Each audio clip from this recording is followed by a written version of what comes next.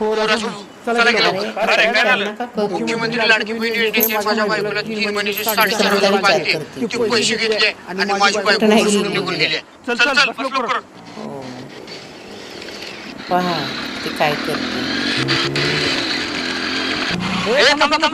अरे कुठं चाललाय? माझ्या बायकोला मुख्यमंत्री लाडकी बहीण योजनेचे 3 महिन्याचे 4,500 रुपये आले. ते घेतले आणि घर सोडून निघून गेले. ते सोडकायला बायकोला.